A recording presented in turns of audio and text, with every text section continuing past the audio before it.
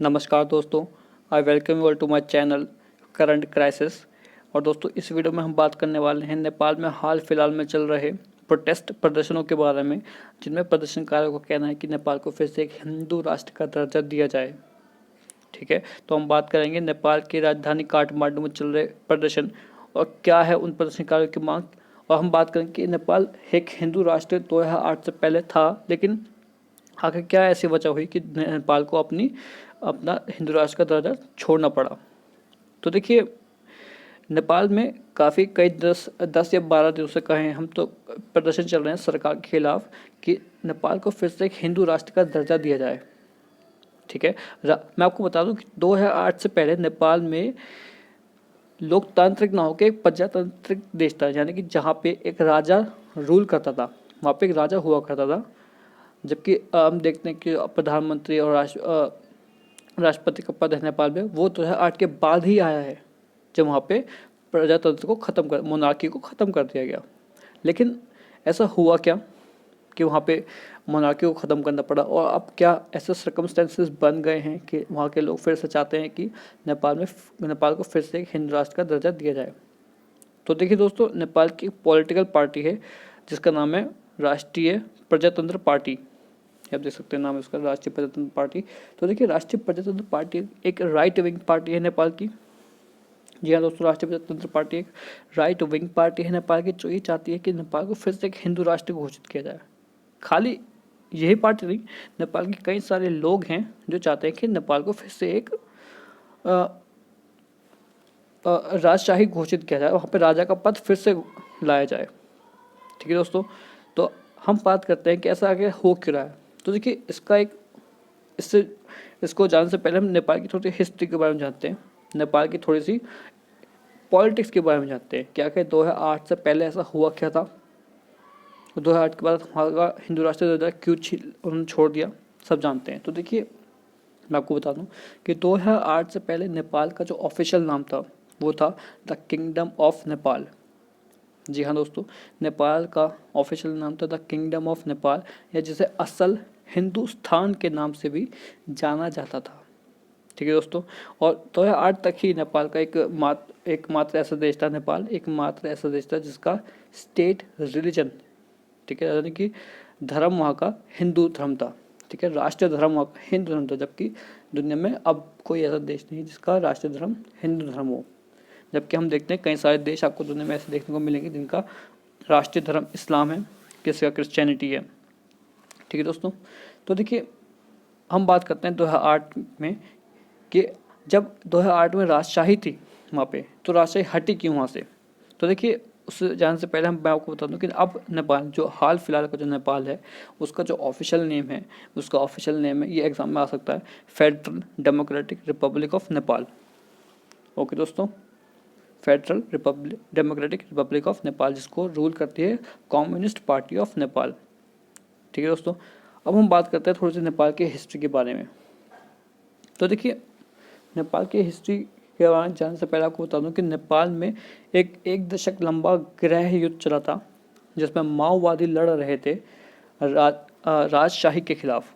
ठीक है दोस्तों, नेपाल में माओवादी थे, वो लड़ रहे थे राजा के खिलाफ कि हमको ये राजशाही छोड़ के एक लोकतांत्रिक देश बनाना चाहिए नेपाल को।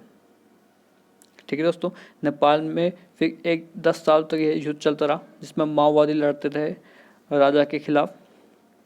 तो आखिर क्या उन्हें जीत मिली, तो मैं आपको बता दूँ कैसे। तो देखिए, मैं आपको बता दूँ कि नेपाल में राजशाही चलती थी, मतलब एक किंग हुआ करते थे। मैं आपको उनको फोटो दिखाता हूँ, ये देखिए, ये आपको फोटो दिख रहा है, ये है वीरेंद्र शाह, दीपेंद्र शाह। ओके, ये आप, और मैं आपको बता दूँ एक बहुत ही, ठीक है दोस्तों, ये है शाह जी। अब देखिए हुआ क्या, देखिए नेपाल के लोगों में भी थोड़ी सी वो भी चाहते थे 2008 से पहले कि नेपाल एक लोकतांत्रिक देश बने, क्योंकि नेपाल उस टाइम तक काफ़ी अनडेवलप्ड था।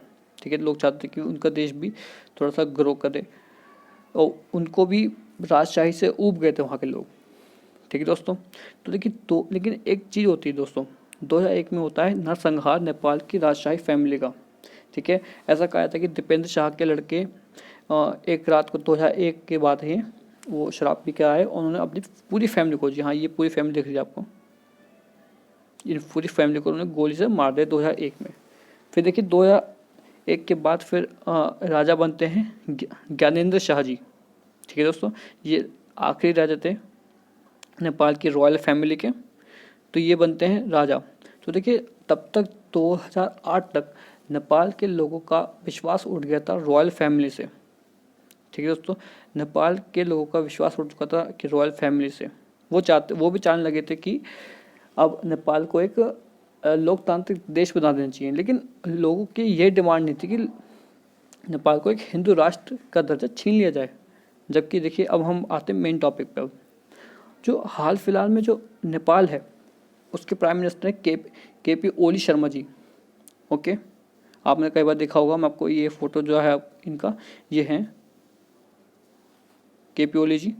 ठीक है दोस्तों, इनका फोटो है। तो ये जो प्राइम मिनिस्टर ये है कम्युनिस्ट पार्टी ऑफ नेपाल के। ठीक है दोस्तों, कम्युनिस्ट पार्टी ऑफ नेपाल के, इनका थोड़ा सा स्टांस जो है भारत के विरुद्ध है। आपने कई बार न्यूज़ में रहे, आपने सुना भी उनका शायद इनके बारे में, ये भारत के खिलाफ कई बार बोल चुके हैं। तो देखिए अब लोग ऐसा डिमांड क्यों कर रहे हैं, क्योंकि 2008 तक तो वो चाहते हैं कि नेपाल एक लोकतांत्रिक देश बन जाए। ठीक है, अब लोग क्यों कर रहे हैं दोबारा से विरोध प्रदर्शन? तो देखिए इसकी सिंपल सी वजह है, वो वजह है कि नेपाल की जो कम्युनिस्ट पार्टी है वो विफल रही है कोविड-19 कोरोना को के केसेस को कम करने के लिए नेपाल में। देखिए नेपाल में कोरोना के मामले बढ़े हैं और इस मामले में फेल रही है नेपाल की कम्युनिस्ट पार्टी। ठीक है, तो लोगों में इस बात पे गुस्सा है, लोग इस बात से नाराज़ हैं कि आखिर इतने केस कैसे बढ़े। और मैं आपको बता दूं 2008 के बाद से नेपाल में भ्रष्टाचार के मामले बहुत बड़े हैं। जी हाँ दोस्तों, 2008 के बाद से नेपाल में भ्रष्टाचार के मामले बहुत बड़े हैं, जिससे वहाँ के लोग बहुत ज़्यादा परेशान हैं नेपाल की कम्युनिस्ट पार्टी से। जबकि उनकी उम्मीद कुछ और थी, हुआ कुछ और, सब आप समझ सकते हैं। ठीक है दोस्तों, तो देखिए और आपको बता दूं कि जो नेपाल की कम्युनिस्ट पार्टी है इसके अंदर भी, यानी कि नेपाल कम्युनिस्ट पार्टी के मंत्री भी आपस में लड़ते रहते हैं पोजीशंस के लिए। कई बार उनकी फाइट होती थी, जैसे प्रचंड है वहाँ के राष्ट्रपति, उनके ओपी शर्मा से लड़ाई चलती रहती है। अभी भारत के खिलाफ वो काफ़ी कुछ बोल देते हैं। तो देखिए उनकी, तो वहाँ के जो लोग हैं वो कम्युनिस्ट पार्टी ऑफ नेपाल से बहुत नाराज़ है। तो इसलिए वो चाहते हैं कि नेपाल में फिर से एक हिंदू राष्ट्र घोषित किया जाए। तो देखिए दोस्तों, मैं आपको बता दूं जो राष्ट्रीय प्रजातंत्र पार्टी है ये कोई ज़्यादा बड़ी पार्टी नहीं है देखा जाए तो इन टर्म्स ऑफ नंबर्स, लेकिन फिर भी इस पार्टी का काफ़ी रुतबा है नेपाल में। और ये एक राइट विंग पार्टी है, हिंदूवादी सोच वाली पार्टी है। तो क्या आप क्वेश्चन आता है कि क्या सही में ये लोग अपनी बात बनाने में कामयाब रहेंगे? तो देखिए मुश्किल है। ठीक है दोस्तों, कम्युनिस्ट पार्टी ऑफ नेपाल इतने से सब काम होने नहीं देगी। और इस तरह के, लेकिन हमें यह है कि इस तरह के मूवमेंट हमें देखने को लगातार मिलते रहेंगे। ये एक मूवमेंट की शुरुआत हो सकती है। ठीक है दोस्तों, अभी तो बस कुछ लोग ही उतरे सड़कों पे, 10-12 दिन से लगातार प्रोटेस्ट चल रहे हैं, लेकिन अब हम देखेंगे कि 1-2 हफ्ते या अगले कुछ सालों तक ये प्रोटेस्ट बढ़ेंगे और नेपाल कम्युनिस्ट पार्टी के खिलाफ ये बढ़ते रहेंगे। ठीक है दोस्तों, तो ये था इस वीडियो में, मैं आपको बताया कि नेपाल के बारे में। नेपाल एक हिंदू राष्ट्र हुआ करता था जो कि अब नहीं है। मैं आपको बताया कि क्योंकि राजा के खिलाफ वहाँ पे जो है जनता का विश्वास सा उठ गया था। ठीक है, और जाने से पहले आपको एक जीके का क्वेश्चन बता दूं मैं। क्वेश्चन ये है कि नेपाल का, अगर आपसे कोई एग्जाम में पूछे नेपाल का राष्ट्रीय पशु कौन सा है, जैसे भारत का राष्ट्रीय पशु बाघ है, उसी प्रकार से नेपाल का राष्ट्रीय पशु है गाय। ओके दोस्तों, सब्सक्राइब करें, लाइक करें चैनल को। Thank you for listening.